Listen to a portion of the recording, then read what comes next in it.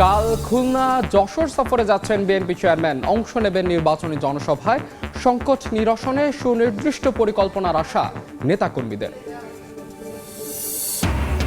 নিজের x account hack করে কুরুচিপূর্ণ বক্তব্য ছড়ানোর দাবি জামাত আমিরের। ক্ষমতায় গেলে নারীদের নিরাপত্তা ও মর্যাদা রক্ষার প্রতিশ্রুতি।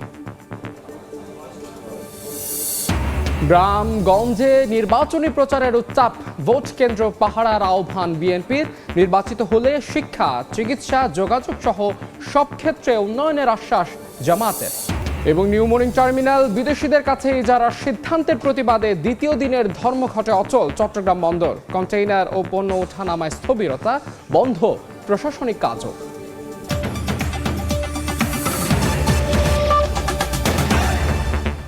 বাংলা সময় সঙ্গে আছে আমি মাহাদ ইসলাম ধ্রুব। দীর্ঘ ২২ বছর পর কাল খুলনা সফরে যাচ্ছেন বিএনপি চেয়ারম্যান তারেক রহমান। বক্তব্য রাখবেন নির্বাচনী জনসভায়। তারেক রহমানের আগমন ঘিরে চলছে শেষ সময়ের প্রস্তুতি। বন্ধ হয়ে যাওয়া কলকারখানা চালু সহ খুলনা অঞ্চলের নানা সমস্যা ও সংকট লিখিত আকারে বিএনপি চেয়ারম্যানকে জানানো হবে বলে জানালেন দলটির নেতারা। চলছে মঞ্চ তৈরির কাজ। ব্যস্ত সময় পার করছেন শ্রমিকরা। সোমবার তারেক রহমানের আগমনকে ঘিরে খুলনার খালিশপুর প্রভাতী স্কুল মাঠে চলছে শেষ সময়ের প্রস্তুতি। রোববার সকালে জনসভা স্থল পরিদর্শন করেন দলের শীর্ষ নেতারা। ঘুরে দেখেন সভামঞ্চ। ২২ বছর পর বিএনপি চেয়ারম্যানের আগমন ঘিরে উচ্ছ্বসিত নেতাকর্মী সহ সাধারণ মানুষ। আমাদের নেতাকর্মীদের থেকেও সবচেয়ে বেশি যারা আসলে উচ্ছ্বাসিত, আনন্দিত তা হলো সাধারণ জনগণ। আমাদের প্রিয় নেতা আগামী দিনে আমাদের এই অবহেলিত খালিশপুরকে, মৃত খালিশপুরকে আবার জীবিত করবে, এটা আমার আশাবাদী। এদিকে তারেক রহমানকে আগমনকে কেন্দ্র করে প্রস্তুত মহানগর ও জেলা বিএনপি। বন্ধ হয়ে যাওয়া শিল্প, কলকারখানা চালু সহ খুলনা অঞ্চলের সমস্যা ও সংকট লিখিত আকারে জানানো হবে দলের প্রধানকে। আমাদের শ্রমিক ভাইরা স্বপ্ন দেখছেন যে মৃত নগরী খালিশপুর, দৌলতপুর, খানজাহানি তথা খুলনা মহানগরীকে তিনি আবার নতুন জীবন দিয়ে মৃত নগরী খুলনাকে আবার আনন্দ উৎসব কর্মমুখর শিল্প নগরীতে তিনি পরিণত করবেন। খুলনা সমাবেশ শেষে সোমবার বিকেলে যশোর উপশহর কলেজ মাঠে দলের নির্বাচনী জনসভায় যোগ দেবেন তারেক রহমান। দলের চেয়ারম্যানের আগমন ঘিরে যশোরের বিএনপি নেতাকর্মী ও সাধারণ মানুষের মধ্যে বইছে উৎসবের আমেজ। জনসভায় ৭ জেলার প্রার্থীদের পরিচয় করে দেবেন বিএনপির চেয়ারম্যান তারেক রহমান। বিএনপির পরিকল্পনা অর্থাৎ দেশ গঠনে, জাতি গঠনে এবং সকল শ্রেণী পেশার মানুষকে নিয়ে বিএনপি ভাবনা খুলনা অঞ্চল সফরের পর বুধবার বরিশাল যাবেন বিএনপির চেয়ারম্যান তারেক রহমান। তানজিল হাসনাত, সময় সংবাদ। নিজের এক্স অ্যাকাউন্ট হ্যাক হওয়ার কথা জানিয়ে জামাত আমির বলেছেন, যারা নারীদের সম্মান করতে জানে না তারাই আইডি হ্যাক করে কুরুচিপূর্ণ বক্তব্য ছড়াচ্ছে। শেরপুর ও জামালপুরের নির্বাচনী জনসভায় তিনি বলেন, ক্ষমতায় গেলে নারীদের নিরাপত্তা ও মর্যাদা রক্ষা করা হবে। চাঁদাবাজি, দখলবাজি, মামলা বাণিজ্য বন্ধেরও ঘোষণা দেন জামাত আমির।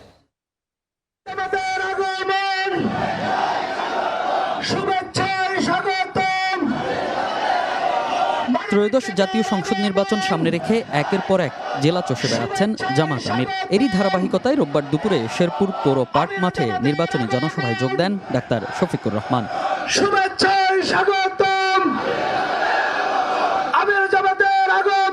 দলীয় প্রধানের আগমনের আগেই কর্মী সমর্থকে কানায় কানায় ভরে ওঠে পৌর মাঠ। স্লোগানে স্লোগানে জানান দেন নির্বাচনী মাঠে তাদের উপস্থিতির।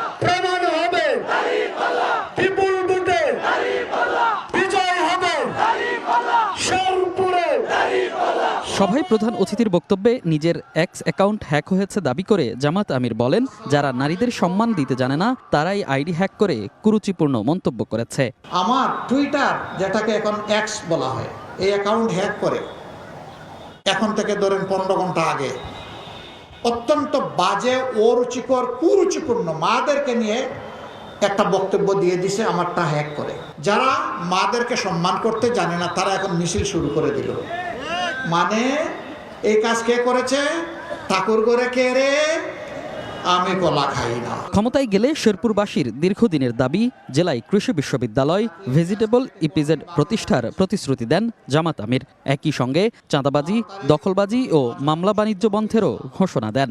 চাঁদাবাজির বিরুদ্ধে মানুষ খুনের বিরুদ্ধে, মায়ের ইজ্জত যারা নষ্ট করে তাদের বিরুদ্ধে ইনশাআল্লাহ এ দেশ দাঁড়িয়ে যাবে। ভেজিটেবল ইপিজেড, তার মানে হচ্ছে এখানে যে শাকসবজি তৈরি হয়, ফলমূল উৎপাদন হয়, সেগুলা সংরক্ষণের কোনো ব্যবস্থা না থাকার কারণে তাড়াহুড়া করে হয় বিক্রি, না হয় পচে গেলে শেষ। শুধু দলীয় প্রতীকের ভোট নয়, গণভোটেরও প্রচারণা চালাচ্ছেন জামাত আমির ডাক্তার শফিকুর রহমান। বলেন, বাংলাদেশের আমূল পরিবর্তনের জন্য গণভোটে দিতে হবে হ্যাঁ ভোট। এর আগে শেরপুরে নির্বাচনী সহিংসতায় নিহত রেজাউল করিমের কবর জিয়ারত করেন জামাত আমির। পরে হত্যাকাণ্ডের বিচার নিশ্চিতের আশ্বাস দেন। আপনারা তো দুষ্টের দমন করবেন, শিষ্টের লালন করবেন। আমি স্বরাষ্ট্র উপদেষ্টাকেও বলেছি, আপনার এই ফোনের আমার কোনো দরকার নাই, আমি ভিজিবল ডেভেলপমেন্ট দেখতে চাই। আমি দেখতে চাই যারা খুন করেছে তাদেরকে আপনারা আইনের আওতায় এনেছেন।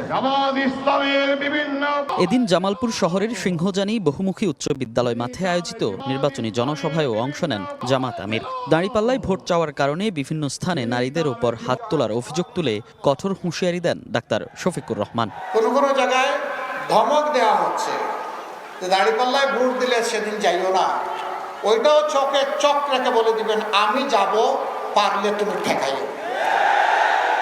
বিড়ালরা পালাবে, দেখবেন পালাবে পিছনের দরজা দিয়ে ইনশাআল্লাহ।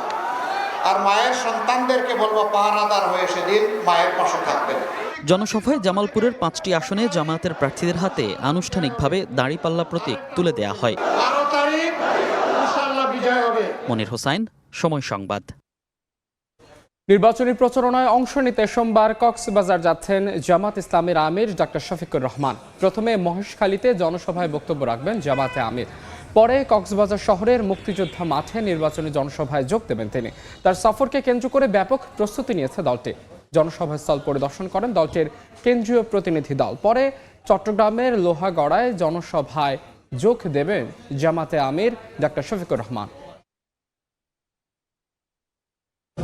এই জোট যদি ক্ষমতায় আসে তাহলেই উপহার দেওয়া সম্ভব, এটি গোটা জাতি আজকে মনে করে। যার কারণে আমাদের আমিরে জামাত দেশের যেখানেই যাচ্ছেন সেখানে ব্যাপক সাড়া আমরা পাচ্ছি, জনস্রোত আমরা দেখতে পাচ্ছি। নির্বাচনী প্রচারণায় গ্রামগঞ্জ চষে বেড়াচ্ছেন প্রার্থীরা। এবার নির্বাচন কেউ বানচাল করতে পারবে না জানিয়ে ভোট কেন্দ্র পাহারার আহ্বান জানান বিএনপি মহাসচিব। নির্বাচিত হলে শিক্ষা, চিকিৎসা, যোগাযোগ সহ সব ক্ষেত্রে উন্নয়নের আশ্বাস জামাতের।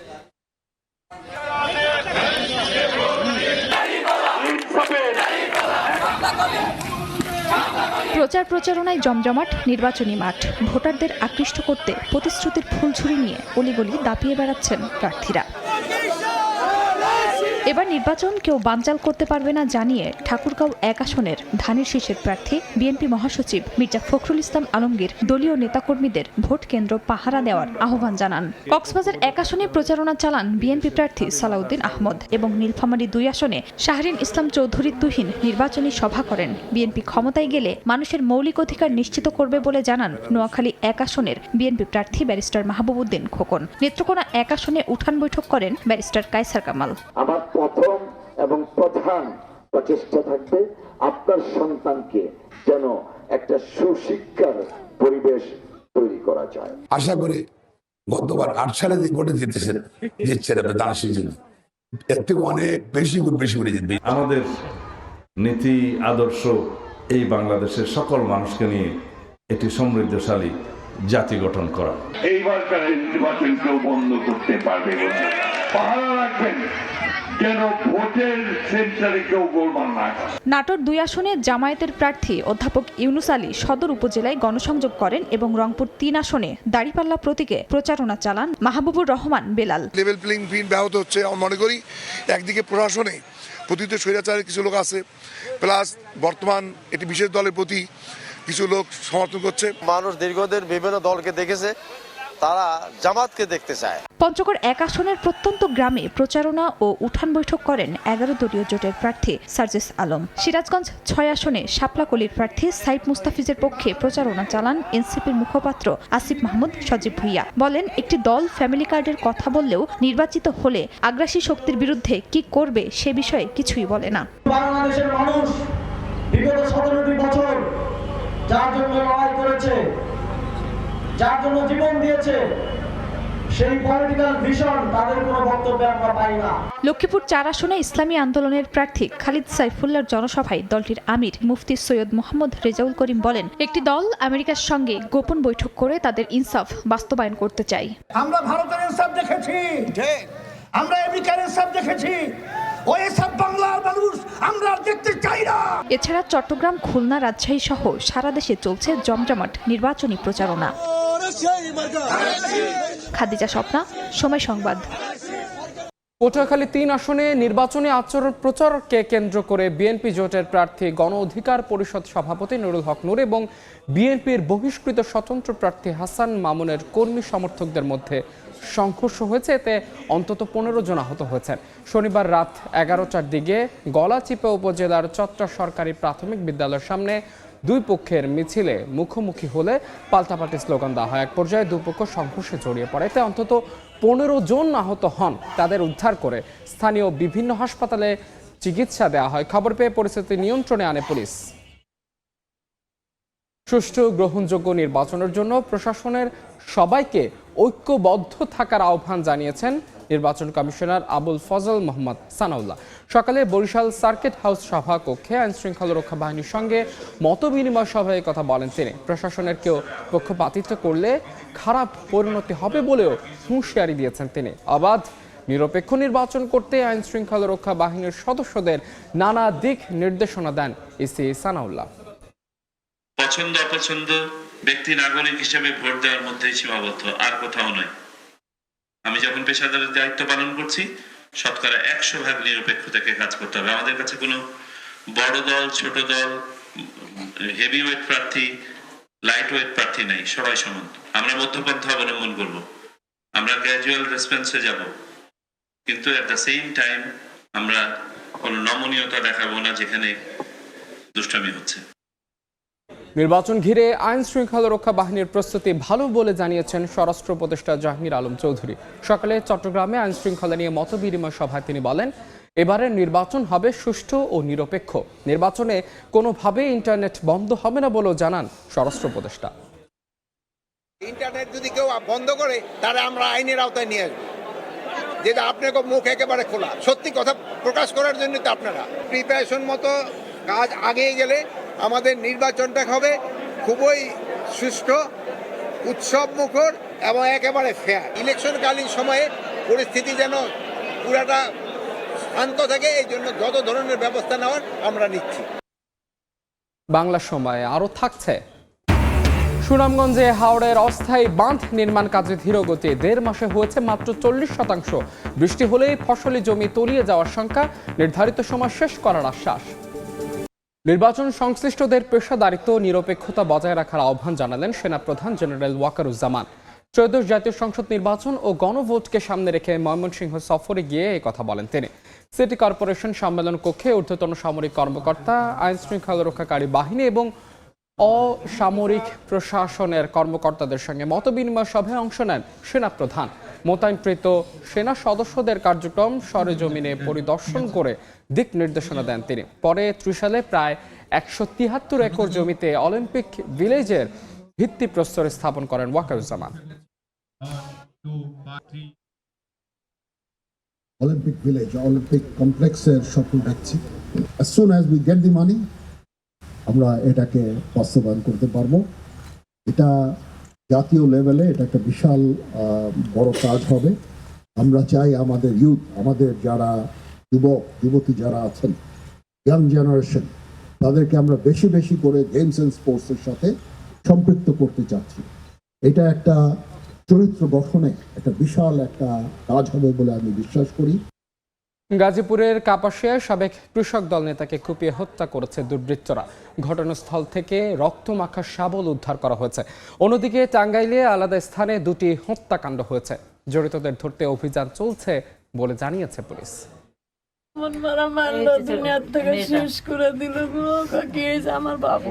বাজারে গিয়ে লাশ হয়ে ফিরলেন সাবেক কৃষক দল নেতা হেলাল উদ্দিন পালোয়ান। গাজীপুরের কাপাসিয়ায় শনিবার রাত ৮টার দিকে হেলাল উদ্দিনের মোটরসাইকেল গতিরোধ করে বাড়ির কাছে লিচু বাগানে ওঁত পেতে থাকা দুর্বৃত্তরা। এ সময় দেশীয় অস্ত্র দিয়ে তার মাথায় ও শরীরে এলোপাতাড়ি কুপিয়ে পালিয়ে যায় তারা। খবর পেয়ে স্থানীয়রা গুরুতর আহত অবস্থায় তাকে উদ্ধার করে হাসপাতালে নেয়ার পথে মৃত্যু হয় তার। আমার স্বামীর সঠিক বিচার চাই আমি। রোববার সকালে ঘটনাস্থল থেকে আলামত হিসেবে রক্তমাখা একটি শাবল উদ্ধার করা হয়েছে। প্রাথমিকভাবে আমাদের কিছু সন্দেহভাজন রয়েছে, যাদের সাথে এই হেলাল উদ্দিনের পূর্ব শত্রুতা রয়েছে বলে আমরা জানতে পেরেছি। তাদের বিষয়ে নজরদারি রয়েছে। এদিকে টাঙ্গাইলের বাসাইলে জমির সীমানা নিয়ে দুপক্ষের সংঘর্ষে আনসার মিয়া নামে এক বৃদ্ধ আহত হন। গুরুতর অবস্থায় তাকে উদ্ধার করে হাসপাতালে নিলে মৃত ঘোষণা করেন চিকিৎসক। বাড়ি মারার পরে ছুটটাই যে গলার মধ্যে টিভিটা ধরছে, মানে সারবার নিয়ে খুব চেষ্টা করছে। আলমে বাইরে নাটিদের বাইরে মেরে ফেলাইছে। এর আগে শুক্রবার জেলার ঘাটাইল উপজেলায় পারিবারিক কলহের জেরে এক ভাইয়ের লাঠির আঘাতে আরেক ভাই শাহিন গুরুতর আহত হয়। পরে চিকিৎসাধীন অবস্থায় মৃত্যু হয় তার। চন্দ্র বিশ্বাস, ববি, সময় সংবাদ। বাংলা সময় আরো থাকছে। জামালপুর চরাঞ্চলের টমেটো চাষিদের মাথায় হাত। বৌরি আবহাওয়ায় ছত্রাকের আক্রমণে মরছে ফুল। ফলন বিপর্যয় ঠেকাতে বেশি দামে সার কীটনাশক কিনে গুনতে হচ্ছে লোকসান। নিউ মর্নিং টার্মিনাল বিদেশিদের কাছে যারা সিদ্ধান্তের প্রতিবাদে দ্বিতীয় দিনের ধর্মঘটে অচল চট্টগ্রাম বন্দর, যেটিতে জাহাজ থেকে কন্টেইনার ও পণ্য ওঠানামার কাজ বন্ধ রয়েছে। শ্রমিক কর্মচারীরাও যোগ দেননি কাজে। অপারেশনাল কাজের পাশাপাশি প্রশাসনিক কাজ বন্ধ রেখেছেন তারা। অপারেটর না আসায় চলছে না যন্ত্রপাতিও। শ্রমিক কর্মচারীদের ডাকা ধর্মঘটের দ্বিতীয় দিনেও চট্টগ্রাম বন্দরের প্রতিটি গেটই ছিল যানবাহন শূন্য। পণ্যবাহী কোনো ট্রাক, কাভার্ড ভ্যান বন্দরের অভ্যন্তর থেকে বের হয়নি, প্রবেশও করেনি কোনো গাড়ি। রোববার সকালে বন্দরের ভেতর শ্রমিক কর্মচারীরা উপস্থিত হলেও কাজে যোগ দেননি। প্লে কার্ড হাতে নিয়ে অবস্থান নিয়েছেন তারা। অপারেশনাল কাজের পাশাপাশি প্রশাসনিক কাজও বন্ধ রেখেছেন তারা। বন্দরের ভেতরে সীমিত পরিসরে কিছু কাজ চললেও পণ্য উঠানামা মূল কাজ বন্ধ ছিল। অপারেটর না আসায় চলেনি যন্ত্রপাতিও। এনসিটি বিদেশিদের ইজারা দেওয়ার প্রক্রিয়া থেকে সরকার সরে না আসলে আরও কঠোর কর্মসূচি দেওয়ার হুঁশিয়ারি দেন শ্রমিক নেতারা। গতকালকের এবং আজকের যে ধর্মঘট, এটা শতভাগ সফল। ঠিক আছে, আপনারা দেখছেন যেখানে এখানে হাজার হাজার গাড়ি প্রতিদিন ঢুকে বের হয়, আজকে একটা গাড়ি নেই। কোথাও কোনো অপারেশন চলছে না, প্রশাসনিক কার্যক্রমও চলছে না। ইনশাল্লাহ বিদেশি কোনো প্রতিষ্ঠানকে যদি এটা লিজ দেওয়া হয়, ইজারা দেওয়া হয়, এই ডলারগুলো বিদেশে তারা আয়ের অংশটা বিদেশে নিয়ে যাবে, তাহলে আমাদের এটা দেশের অর্থনীতির জন্য ক্ষতির প্রভাব পড়বে। তো বন্দর কর্তৃপক্ষ বলছে সরকারের পিপিপি গাইডলাইনে এনসিটি বিষয়টি প্রক্রিয়াধীন। তার আগেই আন্দোলনের নামে বন্দরের স্বাভাবিক কার্যক্রম ব্যাহত করায় দেশের অর্থনীতি ক্ষতির মুখে পড়ছে। বিশেষ মহল আমাদের কর্মচারীদেরকে কোনো ইন্ধন দিচ্ছে কিনা, কোনো রকম কোনো অবৈধভাবে কেউ এ ধরনের সুবিধা নেওয়ার পায়তারা করছে কিনা, সেটা আমাদের একটু খেয়াল রাখতে হবে। কারণ আমরা চাই বন্দর সার্বক্ষণিকভাবে খোলা থাকুক। এদিকে বন্দর এলাকায় সভা সমাবেশ নিষিদ্ধ থাকার ঘোষণা, যে কোনো ধরনের তৎপরতা ঠেকাতে অতিরিক্ত পুলিশ মোতায়েন করা হয়েছে। নিরাপত্তার জন্য তিনি এই এলাকায় সমবেত হওয়া, সভা সমাবেশ করা, মিছিল মিটিং করা বা কোনো ধরনের অস্ত্রশস্ত্র বহন করার উপর নিষেধাজ্ঞা আরোপ করেছেন। নিষেধাজ্ঞা উপেক্ষা করে বন্দরের কার্যক্রমে অস্থিরতা তৈরির দায়ে শনিবার 4 শ্রমিককে বদলির পর রোববার আরও 7 জনকে বদলি করে কর্তৃপক্ষ। একই সঙ্গে কর্মবিরতির কারণে ক্ষয়ক্ষতি নিরূপণে 6 সদস্যের কমিটি গঠন করেছে বন্দর কর্তৃপক্ষ। ফেদুসলিপি, সময় সংবাদ, চট্টগ্রাম। কিশোরগঞ্জে আঞ্চলিক পাসপোর্ট অফিসে অভিযান চালিয়ে 20 দালালকে আটক করা হয়েছে।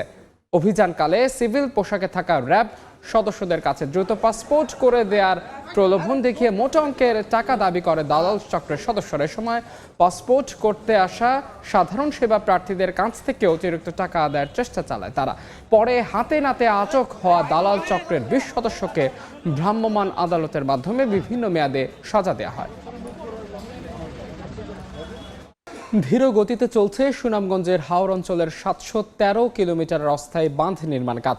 গত 1.5 মাসে হয়েছে মাত্র 40% কাজ। 2025 সালের 15 ডিসেম্বর সুনামগঞ্জের 12টি উপজেলার 143টি হাওরে শুরু হয় 713 কিলোমিটার অস্থায়ী বাঁধ নির্মাণ কাজ। 2026 সালে 28 ফেব্রুয়ারি প্রকল্পের কাজ শেষ হওয়ার কথা থাকলেও গত 1.5 মাসে হয়েছে মাত্র 40% কাজ। এলাকাবাসী বলছেন ধীর গতিতে চলছে বাঁধের নির্মাণ কাজ। কপাল পুড়তে বসেছে জামালপুরের চরাঞ্চলের টমেটো চাষিদের। বৈরী আবহাওয়ায় ছত্রাকের আক্রমণে মরে যাচ্ছে ফুল। জেলার চাহিদা মেটানোর পাশাপাশি যায় রাজধানী শহর ঢাকা, চট্টগ্রাম, কুমিল্লা, রংপুর সহ বিভিন্ন অঞ্চলে। প্রতিমন বিক্রি হচ্ছে 2,500 টাকায়, যা গত বছরের দ্বিগুণ। তবে ফলন বিপর্যয়ে পড়েছেন চাষিরা। বৈরী আবহাওয়ার প্রভাবে মরে যাচ্ছে ক্ষেত। কৃষি বিভাগ বলছে শৈত্যপ্রবাহের কারণে লেপলাইট ছত্রাকের আক্রমণ হয়েছে। ক্ষতি কাটিয়ে উঠতে কৃষকদের পরামর্শ দেওয়া হচ্ছে। বাংলা সময়ের শীর্ষ সংবাদ জানিয়ে দিচ্ছে আরও একবার। কাল খুলনা যশোর সফরে যাচ্ছেন বিএনপি চেয়ারম্যান। অংশ নেবেন নির্বাচনী জনসভায়। সংকট নিরসনে সুনির্দিষ্ট পরিকল্পনার আশা নেতাকর্মীদের। নিজের এক্স অ্যাকাউন্ট হ্যাক করে কুরুচিপূর্ণ বক্তব্য ছড়ানোর দাবি জামাত আমিরের। ক্ষমতায় গেলে নারীদের নিরাপত্তা ও মর্যাদা রক্ষার প্রতিশ্রুতি। এবং গ্রামগঞ্জে নির্বাচনী প্রচারের উত্তাপ। ভোট কেন্দ্র পাহারার আহ্বান বিএনপির। নির্বাচিত হলে শিক্ষা, চিকিৎসা, যোগাযোগ সহ সব ক্ষেত্রে উন্নয়নের আশ্বাস জামাতের।